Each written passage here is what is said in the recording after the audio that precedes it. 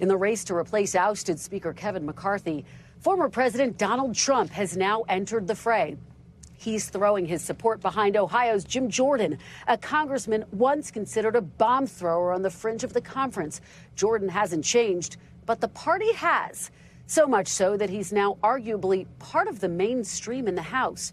Jordan is facing House Majority Leader Steve Scalise, who is banking on his institutional record inside an increasingly conservative Republican conference. Take a listen.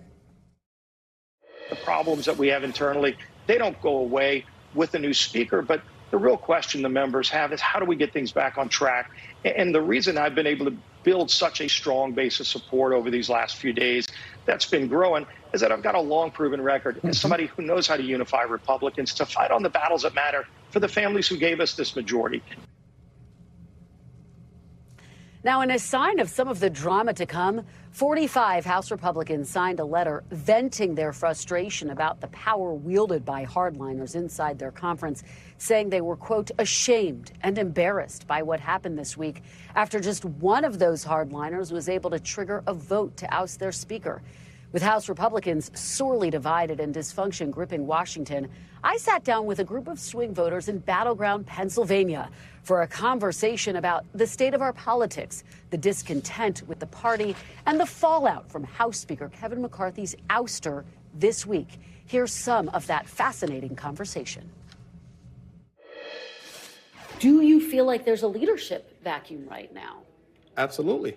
I do. Across the board? Across the board. I think that it's chaotic. Samantha, what was your reaction to seeing Speaker McCarthy lose his gavel? What was the message you took from that? I think it was, again, just like kind of everyone's saying, like chaotic. I didn't think that was something that would happen. Thought there would be a change at the last second. And it, again, shows a message of there's just so much going on that it's not very unstable. Michael, what occurred to you when you saw that?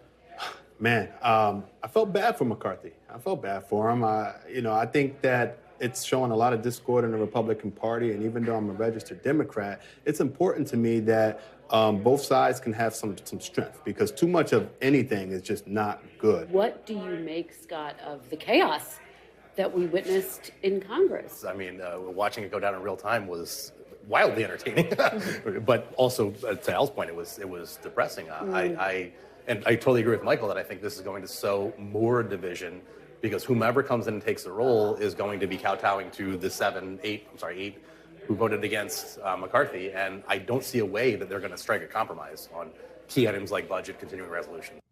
Thanks for watching. Stay updated about breaking news and top stories on the NBC News app, or follow us on social media.